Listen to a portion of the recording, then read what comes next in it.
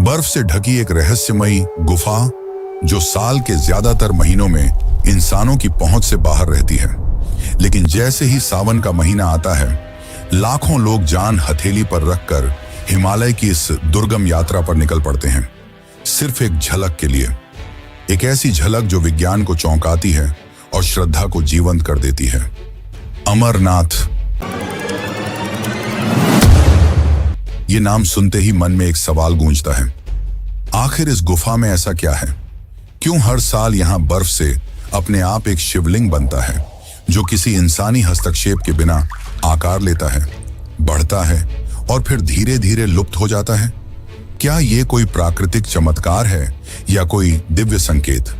क्या है बाबा अमरनाथ की अमर कहानी? माना जाता है कि इस गुफा की खोज एक मुस्लिम चरवाहे ने की थी, पर क्या यह सच है या इतिहास बदलने की कोशिश? आज मैं जब आपको इसकी असली सच्चाई बताऊंगा तो आप भी हैरान रह जाएंगे। माना जाता है कि यही वो स्थान है जहां स्वयं भगवान शिव ने पार्वती को वो कथा सुनाई थी जो किसी भी इंसान को अमर बना सकती है। लेकिन फिर सवाल उठता है, अगर वो कथा अमृतत्व की थी तो क्या वह आज भी किसी रूप में मौजूद है? क्या वह ज्ञान किसी ने सुन लिया था? और अगर हाँ, तो कौन था वो जो आज भी जीवित है? लोक कथाएं कहती हैं कि 2 कबूतर उस गुफा में कथा के दौरान मौजूद थे। स्थानीय लोगों का दावा है कि गुफा में एक सफेद कबूतरों का जोड़ा रहता है जो कभी नहीं मरता। 2015 में एक यात्री ने वीडियो बनाया जिसमें 2 कबूतर गुफा के अंदर बैठे दिखे। हैरानी की बात यह कि 1930 के दशक के पुराने फोटोज में भी यही कबूतर दिखाई देते हैं। अमरनाथ की यह गुफा साल में केवल 2 महीने के लिए ही खुलती है और बाकी के 10 महीने बंद रहती है। लेकिन जब यह 10 महीने के लिए बंद होती है तो गुफा के अंदर ऐसा क्या होता है कि वहां इंसानों का जाना मना है? और क्या हुआ जब एक शख्स ने गुफा की इस सच्चाई को जानने के लिए गुफा के बंद होने से पहले उसके अंदर सीसीटीवी कैमरे लगाए? उस कैमरे में जो उसने देखा वो आपको चौंका के रख देगा। लेकिन सवाल ये है, क्या यह सब सच है? क्या वाकई इस गुफा में कोई दैवीय शक्ति छुपी हुई है? क्यों विज्ञान आज तक इस बर्फ के शिवलिंग के रहस्य को नहीं सुलझा पाया? और क्या यह गुफा कैलाश पर्वत या फिर पाताल लोक से जुड़ी हुई है? और क्या है शेषनाग झील का रहस्य? क्या इसमें आज भी शेषनाग निवास करते हैं? क्योंकि बीते कुछ सालों में लोगों ने दावा किया है कि उन्हें शेषनाग के दर्शन हुए हैं। और आखिर क्या है शिवखोड़ी गुफा का रहस्य जिसमें जाने वाला आज तक वापस लौट कर नहीं आया? मित्रों, अभी पूरे भारत में सिर्फ एक ही गूंज सुनाई दे रही है, वह है हर हर महादेव की। हर हर महादेव। इसका पहला कारण सावन का महीना है ही, लेकिन मुख्य कारण है शिव के प्राचीन धामों की यात्रा का प्रारंभ होना। यही वह समय है जब लोग भोले बाबा की कृपा प्राप्त करने के लिए केदारनाथ और अमरनाथ की यात्रा पर निकलते हैं। यह यात्रा आसान नहीं होती, हर रास्ता भक्तों की भक्ति की परीक्षा लेता है। लेकिन जब अंत में भक्त मंदिर परिसर में पहुंचते हैं तो उन्हें एक अलौकिक शक्ति का अनुभव होता है और मन शांत लगता है। तो आज की इस डॉक्यूमेंट्री में हम आपको अमरनाथ की अनसुनी और रहस्यमयी बातें बताएंगे जो आपको चौंका कर रख देंगी। इस डॉक्यूमेंट्री में हम इतिहास की उन सच्चाइयों को बताएंगे जिन्हें आपसे छुपाया गया और हिंदू इतिहास को बदलने की कोशिश की गई। साथ ही हम वीडियो के अंत में यह भी बताएंगे कि आप कैसे बाबा अमरनाथ की यात्रा कर सकते हैं और जीवन मरण के इस चक्र से मुक्ति पा सकते हैं। तो चलिए चलते हैं अमरनाथ की इस यात्रा पर। लेकिन उससे पहले अगर आप चैनल पर नए हैं तो वीडियो को लाइक करके चैनल को सब्सक्राइब जरूर कर लें और कमेंट में लिखें हर हर महादेव।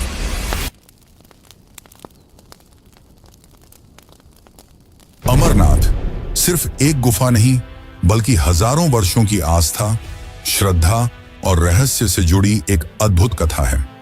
जम्मू कश्मीर की राजधानी श्रीनगर से लगभग 135 किलोमीटर उत्तर पूर्व में स्थित यह पवित्र गुफा समुद्र तल से करीब 13,600 फीट की ऊंचाई पर स्थित है।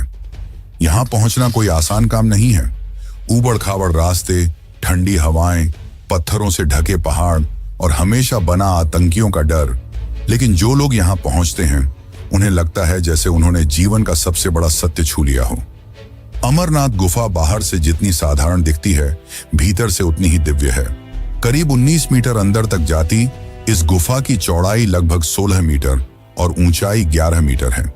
लेकिन इसका सबसे बड़ा चमत्कार, या यूं कहें कि सबसे बड़ा रहस्य है, यहाँ हर साल अपने आप बनने वाला बर्फ का शिवलिंग। यह कोई मूर्ति नहीं, न ही किसी इंसान द्वारा बनाई गई कोई आकृति। यह है स्वयंभू हिमानी शिवलिंग, जो पूरी तरह प्राकृतिक है। और यही कारण है कि इसे केवल एक शिवलिंग नहीं, बल्कि शिव की जीवित उपस्थिति का प्रमाण माना जाता है।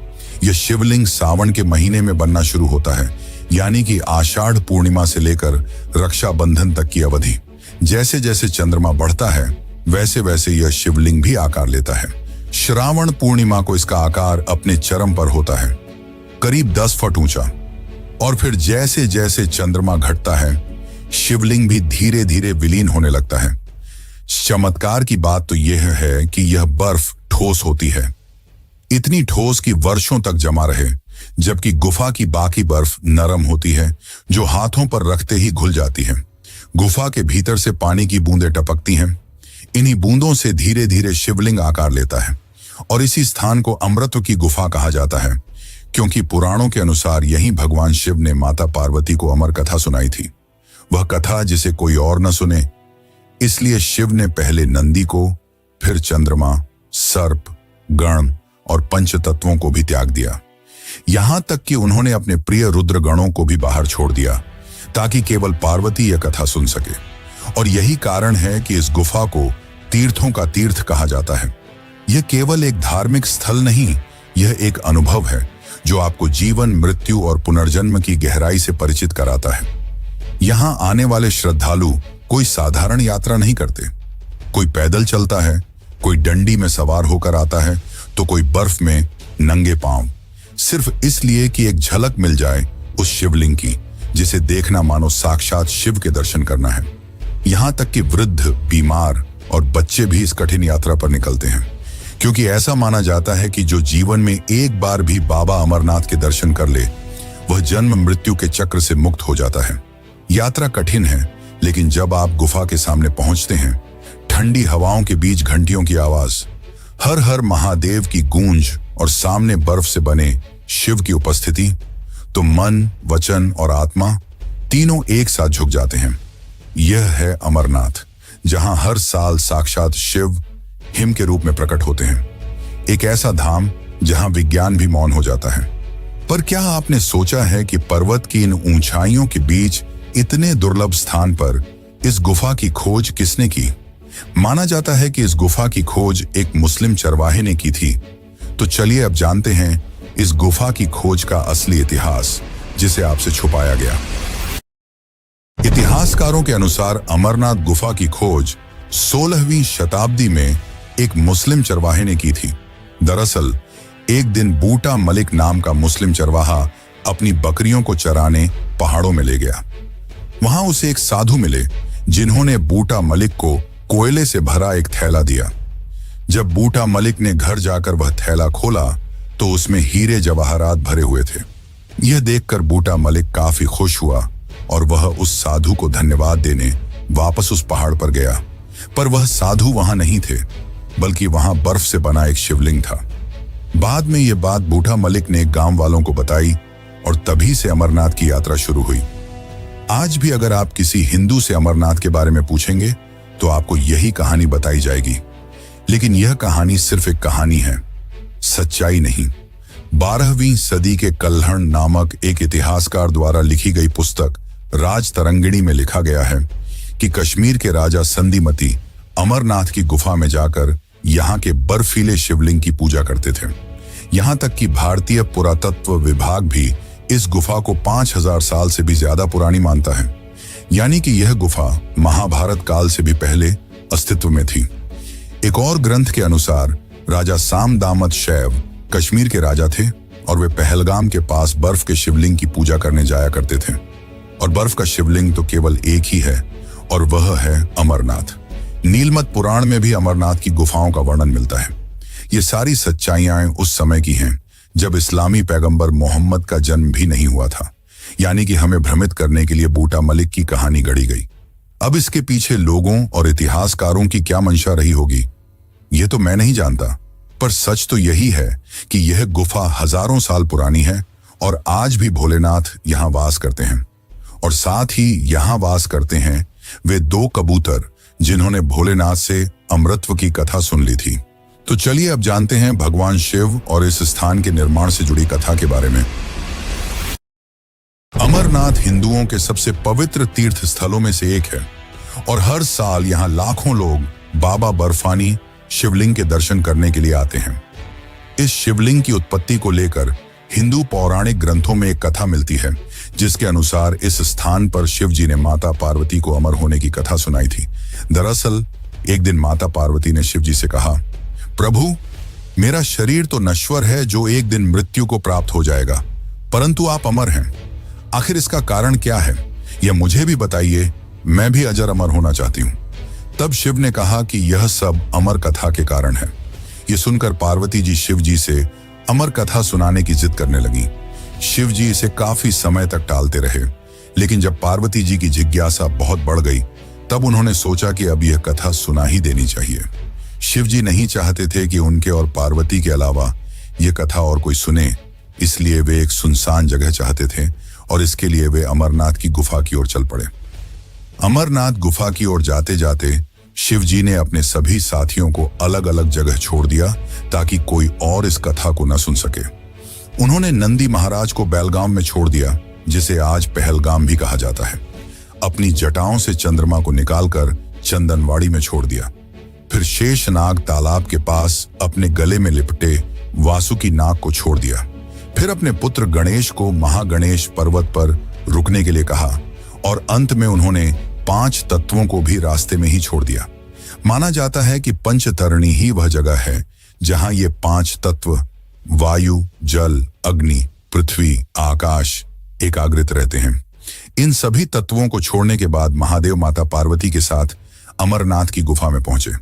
शिवजी ने यह सुनिश्चित किया कि उस जगह पर उनके अलावा और कोई न हो। फिर वहां एक सुख नामक पक्षी मौजूद था। अब शिवजी ने माता पार्वती को कथा सुनाना शुरू किया और माता पार्वती से कहा कि तुम बीच बीच में हुंकार भरती रहना ताकि मैं निरंतर कथा सुना सकूं। अब महादेव ने अमर कथा शुरू की। देवी पार्वती बीच बीच में हुंकार भरती रहीं, परंतु कुछ समय पश्चात माता पार्वती को नींद आ गई। शिवजी कथा सुना रहे थे और उस कथा को पार्वती के अलावा वह सुख भी बड़े ही ध्यानपूर्वक सुन रहा था और माता पार्वती के सो जाने के बाद सुख बीच बीच में हुंकार भरने लगा। परंतु कुछ समय पश्चात भगवान शिव को संदेह हुआ कि कोई और पार्वती की जगह हुंकार भर रहा है। शिव जी ने जब मुड़कर पार्वती की ओर देखा तो वह गहरी निद्रा में थीं और उनके बीच बैठा हुआ कबूतर हुंकार भर रहा था। यह देखकर शिव जी क्रोधित हो उठे और अपना त्रिशूल लेकर उस पक्षी को मारने दौड़े, लेकिन कथा सुनकर पक्षी बहुत ज्यादा ज्ञानी हो चुका था और उसने अपने ज्ञान के बल पर माया का इस्तेमाल करके व्यास जी की पत्नी के गर्भ में जा छिपा। और चौंकाने वाली बात तो यह थी कि यह सुख व्यास जी की पत्नी के गर्भ में 12 वर्षों तक रहा।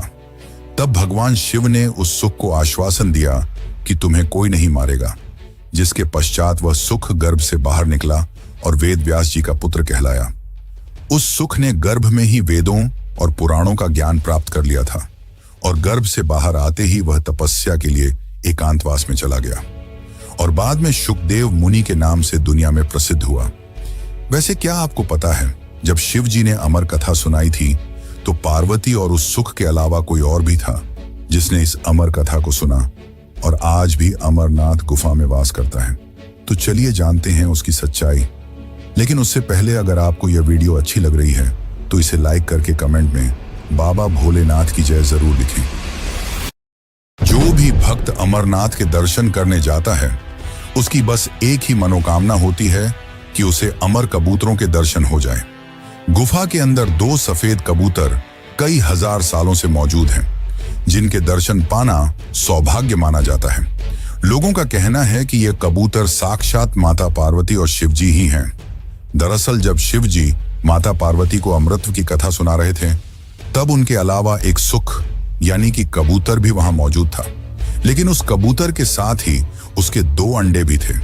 शिव जी ने उन्हें जिंदा न समझकर वहीं छोड़ दिया, लेकिन कुछ समय बाद उन अंडों से 2 चूजे निकले जो बाद में अमर हो गए।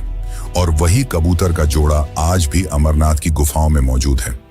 और सबसे चौंकाने वाली बात तो यह है कि इतनी ऊंचाई पर, जहां ऑक्सीजन की मात्रा ना के बराबर होती है और दूर दूर तक खाने पीने का कोई साधन नहीं है और ना ही आसपास कोई और पक्षी, लेकिन इतनी दुर्लभ स्थिति में भी ये दो कबूतर सालों से कैसे जिंदा हैं, यह अपने आप में एक चमत्कार है। यहां आने वाले भक्तों को इनके दर्शन से ऐसा लगता है मानो उन्होंने शिव पार्वती के दर्शन ही कर लिए हों। विज्ञान तो आज तक इस चमत्कार को नहीं समझ पाया, पर भक्तों की माने तो यह उनके शिव जी का वश है, जहां विज्ञान काम नहीं करता। वैसे एक और रहस्य है जिसने भक्तों को चौंका रखा है, जो है शेषनाग झील। माना जाता है कि इस झील में शेषनाग वास करते हैं। यह झील लगभग 250 फीट गहरी है और स्थानीय लोगों का यह मानना है कि 24 घंटे में एक बार शेषनाग इस झील के ऊपर आते हैं और कई भक्तों ने शेषनाग की परछाई देखने का भी दावा किया है। जैसा कि मैंने पहले बताया था कि भगवान शिव ने गुफा में जाने से पहले अपने सभी साथियों को रास्ते में ही छोड़ दिया था। उन्होंने जाते वक्त शेषनाग को इस झील में छोड़ दिया था और उन्हें आदेश दिया था कि वे ध्यान रखें कि कोई भी इस झील के आगे ना आ सके। चारों ओर पहाड़ियों और पर्वतमालाओं से घिरा हुआ यह झील काफी खूबसूरत लगता है और अमरनाथ आने वाले भक्तों के आकर्षण का एक मुख्य कारण है। लेकिन अमरनाथ में भक्तों और विज्ञान को भी आकर्षित करने वाली मुख्य चीज है यहाँ की स्वयं निर्मित शिवलिंग, जिसने सबको चौंका रखा है। तो चलिए जानते हैं इस शिवलिंग के निर्माण की असली सच्चाई और जानेंगे क्या हुआ जब एक आदमी ने अमरनाथ गुफा की सच्चाई जानने के लिए सीसीटीवी कैमरे लगाए। आखिर ऐसा क्या देखा उसने जिसने सबको विस्मित कर दिया। अमरनाथ गुफा में हर साल बनने वाला स्वयंभू बर्फ का शिवलिंग न केवल श्रद्धालुओं के लिए आस्था का प्रतीक है, बल्कि यह विज्ञान के लिए भी एक अबूझ रहस्य बना हुआ है। आपने भारत के अन्य तीर्थों पर संगमरमर, पत्थर या धातु से बने कृत्रिम शिवलिंग देखे होंगे, लेकिन अमरनाथ देश का एकमात्र ऐसा स्थल है जहां भगवान शिव का शिवलिंग प्राकृतिक रूप से बर्फ से निर्मित होता है। इसे कोई मानव नहीं बनाता, यह खुद ब खुद बनता है गुफा के अंदर हर साल एक निश्चित ऋतु में, और यही इसे एक चमत्कार की तरह बना देता है। यह बर्फ का शिवलिंग गुफा की छत से टपकने वाली पानी की बूंदों से निर्मित होता है, लेकिन यह पानी सामान्य नहीं होता। ये बूंदें इतनी अधिक ठंडी होती हैं कि जमीन पर गिरते ही जम जाती हैं और बर्फ की एक ठोस परत का निर्माण करती हैं।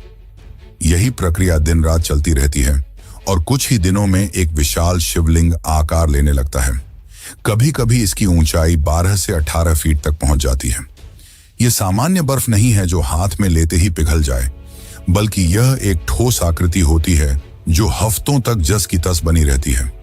विज्ञान कहता है कि बर्फ को जमने के लिए तापमान 0 डिग्री सेल्सियस या उससे नीचे होना चाहिए, लेकिन अमरनाथ यात्रा के समय जब लाखों श्रद्धालु गुफा तक पहुंचते हैं, उस दौरान यहाँ का तापमान कई बार 0 डिग्री से ऊपर होता है।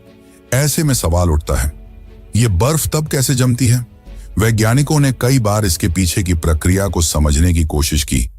इसे स्टालैग्माइट फॉर्मेशन या हिमस्तंभ बनने की प्रक्रिया कहा, लेकिन फिर भी यह सवाल अनुत्तरित रह गया कि ऐसी प्रक्रिया हर गुफा में क्यों नहीं होती, और क्यों हर बार इसका आकार बिल्कुल शिवलिंग जैसा ही होता है। इसका आकार भी चंद्रमा के घटने बढ़ने के साथ बदलता है। जैसे जैसे पूर्णिमा आती है, शिवलिंग अपने पूर्ण आकार में आ जाता है और अमावस्या के बाद धीरे धीरे छोटा होता जाता है। यह सब कुछ एक दिव्य गणना जैसा लगता है, जैसे कोई अदृश्य शक्ति हर बूंद की दिशा तय कर रही हो। कोई पुजारी, कोई मूर्तिकार, कोई मशीन नहीं, फिर भी हर साल एक ही आकृति बनती है, एक ही स्थान पर। इसीलिए यह कहना अतिशयोक्ति नहीं होगी कि अमरनाथ गुफा में बनने वाला हिमलिंग सिर्फ एक प्राकृतिक घटना नहीं, बल्कि एक दैवीय संकेत है। एक ऐसा संकेत जो हमें बार बार याद दिलाता है कि भगवान शिव यहाँ सिर्फ विराजते नहीं, बल्कि स्वयं प्रकट होते हैं। यही कारण है कि लाखों लोग कठिन से कठिन यात्रा तय कर, बर्फीले तूफानों और ऊंचे पहाड़ों को पार कर इस गुफा तक पहुंचते हैं, क्योंकि वे यहाँ किसी मूर्ति को नहीं, खुद भगवान को साक्षात देखने आते हैं। तो क्या यह हिमलिंग केवल बर्फ की आकृति है या फिर शिव का अमर प्रतीक? जवाब शायद विज्ञान कभी न दे पाए, लेकिन हर साल गुफा में बम बम भोले की गूंज के साथ जो भाव उत्पन्न होते हैं वो किसी वैज्ञानिक सिद्धांत से नहीं, श्रद्धा और अनुभव से पैदा होते हैं। अब हम जानते हैं कि आप कैसे बाबा बर्फानी भोलेनाथ के दर्शन कर सकते हैं और कैसे जटिल रास्तों को पार कर अमरनाथ पहुंच सकते हैं। लेकिन उससे पहले हम ये जान लेते हैं कि क्या हुआ जब एक शख्स ने अमरनाथ की गुफा में चोरी छुपे सीसीटीवी कैमरे लगा दिए। एक बार की बात है, जम्मू कश्मीर के रहने वाले एक शख्स जिसका नाम महेश था, उसने चोरी छुपे बचते बचाते अमरनाथ गुफा के बंद होने के 2 दिन पहले गुफा में एक सीसीटीवी कैमरा लगा दिया। उसे साथ ही यह डर भी सता रहा था कि अगर किसी ने वह कैमरा देख लिया तो वह मुसीबत में पड़ सकता है। लेकिन किसी की नजर कैमरे पर नहीं पड़ी और 2 दिन बाद गुफा बंद कर दी गई। उसने देखा कि गुफा के बंद होने से कुछ ही देर पहले एक साधु गुफा के अंदर प्रवेश कर रहा है। उसने देखा कि सारे भक्त और पुजारी गुफा बंद करके अपने अपने घर लौट रहे थे, लेकिन वह साधु गुफा के अंदर ही बैठा रहा और ध्यान करने लगा। महेश ने सोचा कि वह यह बात जाकर पुजारी को बता दे, पर उसने यह भी सोचा कि अगर वह यह बात पुजारी को बताएगा तो उसकी सीसीटीवी वाली बात भी सामने आ जाएगी और उसके लिए परेशानी हो जाएगी, जिसके पश्चात वह चुपचाप उस साधु पर नजर बनाए रखा। देखते ही देखते 1 हफ्ता बीत गया। महेश ने देखा कि साधु का शरीर पतला होता जा रहा है। उसने सोचा कि शायद कुछ न खाने पीने की वजह से ऐसा हो रहा है, लेकिन 1 महीना बीतने के बाद देखा कि अब साधु गायब होते जा रहा है। अब केवल उसकी हड्डियां ही दिख रही हैं। यह देखकर महेश के तो होश ही उड़ गए। अब कुछ महीने बीतने के बाद ऐसा लगने लगा मानो वह साधु हवा में झूल रहा हो, और देखते ही देखते गुफा खुलने से पहले वह साधु पूरी तरह गायब हो गया। इस दृश्य ने महेश को चौंका दिया। अब हैरान परेशान महेश मंदिर के पुजारी के पास गया और उसे पूरी बात बताई। तब पुजारी ने महेश को बताया कि वह साधु कोई साधारण साधु नहीं था। वे साधु शिव के ध्यान में लीन होकर सिद्ध अवस्था में पहुंच गए, जहां जीवन मरण जैसा कुछ नहीं होता। वहां सिर्फ वे और उनके शिवजी होते हैं।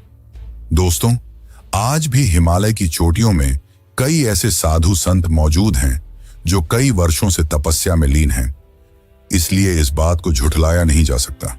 वैसे आप भी जरूर अमरनाथ की यात्रा करना चाहेंगे, तो चलिए अब चलते हैं अमरनाथ की इस कठिन मगर रोमांचक यात्रा पर। अगर आपने कभी जीवन में उस एक यात्रा का सपना देखा है जो केवल आपके शरीर को नहीं, आपकी आत्मा को भी झकझोर दे, तो वह यात्रा है बाबा अमरनाथ की यात्रा। ये कोई आम यात्रा नहीं है। ये एक ऐसा सफर है जो आपके संकल्प, आपकी श्रद्धा और आपके धैर्य की अंतिम परीक्षा लेता है। हर साल जब सावन की शुरुआत होती है, लाखों शिव भक्त हिमालय की गोद में छिपी उस रहस्यमयी गुफा की ओर बढ़ते हैं, जहां बर्फ से स्वयं निर्मित शिव प्रकट होते हैं, बिना किसी मूर्तिकार के, बिना किसी प्रयास के। यात्रा की शुरुआत होती है पंजीकरण से। सरकार द्वारा निर्धारित कुछ तारीखों पर रजिस्ट्रेशन शुरू होता है, जिसमें मेडिकल फिटनेस सर्टिफिकेट जरूरी होता है, क्योंकि यह यात्रा आसान नहीं है। आप 2 मुख्य मार्गों से अमरनाथ गुफा तक पहुंच सकते हैं। पहला पहलगाम से होकर जाता है और लगभग 46 किलोमीटर लंबा है। दूसरा रास्ता बालटाल से होकर जाता है, जो लगभग 14 किलोमीटर लंबा है, लेकिन अधिक दुर्गम और खड़ी चढ़ाई वाला है। अगर आप पहलगाम से यात्रा शुरू करते हैं तो आपका पहला पड़ाव होता है चंदनबाड़ी, जहां से असली चढ़ाई शुरू होती है। हर कदम के साथ ऑक्सीजन की मात्रा कम होने लगती है, लेकिन श्रद्धा बढ़ती जाती है। इसके बाद आता है पिस्सू टॉप, जहां की चढ़ाई इतनी कठिन है कि ऐसा लगता है मानो शिव खुद आपके संकल्प की परीक्षा ले रहे हों। फिर आप पहुंचते हैं शेषनाग, एक शांत झील जो मान्यता के अनुसार भगवान शिव के वाहन शेषनाग का वासस्थान है। यहाँ की नीली झील में हिमालय की परछाई इतनी साफ दिखती है कि लगता है आप किसी दूसरी दुनिया में आ गए हैं। रात वहीं गुजारनी पड़ती है, तंबुओं में, खुले आसमान के नीचे। ठंड हड्डियों तक पहुंचती है, लेकिन भक्तों की टोली बम बम भोले के जयकारों से वातावरण को गर्मा देती है। अगली सुबह आप बढ़ते हैं महागुनस पास की ओर, जो सबसे ऊंचा बिंदु है इस यात्रा का, करीब 14,000 फीट की ऊंचाई पर। वहां से उतरते ही आता है पंजतरणी, जहां 5 धाराओं के मिलने से बनी एक पवित्र जगह है। कहते हैं यहीं भगवान शिव ने पांचों पवित्र तत्वों का त्याग किया था। यहीं से गुफा केवल कुछ ही किलोमीटर दूर रह जाती है, लेकिन यही रास्ता सबसे कठिन होता है।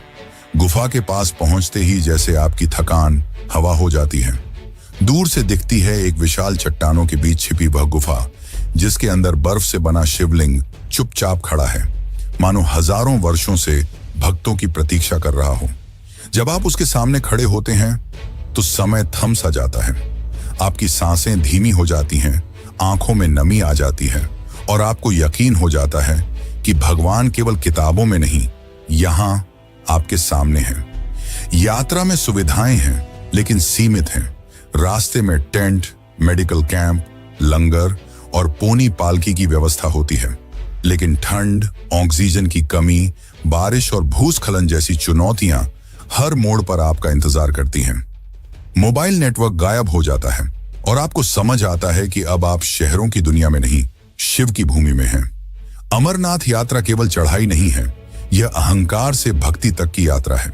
हर कदम पर आप अपने भीतर की कमजोरियों को पीछे छोड़ते हैं और भगवान के एक कदम और पास पहुंचते हैं। जब आप वापस लौटते हैं तो आपके शरीर में थकावट होती है, लेकिन आत्मा में सुकून, क्योंकि अब आप सिर्फ लौटे नहीं हैं, बाबा अमरनाथ के दर्शन करके लौटे हैं। हर साल सावन आते ही बर्फ से ढकी घाटियों में जयकारों की गूंज सुनाई देने लगती है। हर हर महादेव, बम बम भोले। हजारों श्रद्धालु हिमालय की गोद में बसे उस रहस्यमयी गुफा की ओर बढ़ते हैं, जहां भगवान शिव स्वयं बर्फ के रूप में प्रकट होते हैं। लेकिन क्या आपको पता है कि इस श्रद्धा के सफर पर हर कदम के साथ एक और साया चलता है, डर का, खतरे का और आतंक का। पिछले 30 सालों में अमरनाथ यात्रा सिर्फ एक आध्यात्मिक यात्रा नहीं रही, यह बन चुकी है आस्था और आतंक के बीच चल रही एक लंबी लड़ाई का प्रतीक। वो गुफा जहां भगवान शिव ने माता पार्वती को अमृता का रहस्य सुनाया था, उस पवित्र स्थान को भी आतंकियों ने बार बार लहूलुहान करने की कोशिश की है। सबसे पहला हमला हुआ था 1993 में और तब से लेकर आज तक 14 से अधिक बार आतंक का नंगा नाच इस तीर्थ भूमि पर हो चुका है। लेकिन इन सभी हमलों में एक तारीख ऐसी थी जिसने पूरे देश को झकझोर दिया। 1 अगस्त साल 2000। उस रात जब पहाड़ों पर चांद चमक रहा था, श्रद्धालु अपने तंबुओं में विश्राम कर रहे थे, तभी एक भयावह गूंज ने सब कुछ बदल दिया। आतंकियों ने अंधाधुंध गोलियां बरसाईं, 32 मासूम श्रद्धालु मारे गए। वो दिन अमरनाथ यात्रा के इतिहास का सबसे काला अध्याय बन गया। फिर आया साल 2017। इस बार आतंकियों ने एक श्रद्धालुओं की बस को निशाना बनाया। बस में सवार थे वे भक्त जो बाबा बर्फानी के दर्शन कर लौट रहे थे। गोलियों की आवाज में हर हर महादेव के जयकारे दबने लगे। इस हमले में 8 श्रद्धालु मारे गए, जिनमें महिलाएं भी शामिल थीं। और फिर भी उस बस में बचने वालों ने जो कहा, वो सुनकर आप कांप उठेंगे। हम फिर आएंगे बाबा के दरबार में, चाहे कुछ भी हो जाए। हर साल आतंकियों की ओर से धमकियां आती हैं, यात्रा रोकने की कोशिशें होती हैं, लेकिन इन सब के बावजूद श्रद्धालुओं की संख्या कम नहीं होती, बल्कि हर साल बढ़ती जाती है। क्योंकि यहां केवल पैरों की यात्रा नहीं होती, यहां आस्था की पराकाष्ठा पर चलना होता है। क्या ये केवल संयोग है कि हर हमले के बावजूद यात्रा फिर से होती है, या फिर यह बाबा अमरनाथ की कृपा है जो अपने हर भक्त को अपने दरबार तक खींच ही लाती है? किसी आंतकी की गोली से नहीं, केवल अपनी भक्ति से। सुरक्षा एजेंसियां आज 24 घंटे तैनात रहती हैं। सीआरपीएफ, सेना और जे&के पुलिस मिलकर इस यात्रा को सुरक्षित बनाते हैं। जगह जगह लगे होते हैं check point, dog squad, CVC, drone, लेकिन फिर भी कहीं ना कहीं खतरे का साया मंडराता रहता है। और ऐसे माहौल में भी न तो 70 साल का बुजुर्ग रुकता है, न ही 18 साल का युवक, क्योंकि जब बुलावा आता है तो डर रास्ता नहीं रोकता। अमरनाथ यात्रा सिर्फ एक धार्मिक रिवायत नहीं, ये उस अडिग श्रद्धा का सबूत है जो आतंक की परछाइयों के बीच भी उम्मीद का दीपक जलाए रखती है। और यही कारण है कि हर साल जब यात्रा शुरू होती है तो केवल एक ही आवाज गूंजती है, बोलो बाबा अमरनाथ की जय। वैसे दोस्तों, क्या आपने कभी अमरनाथ की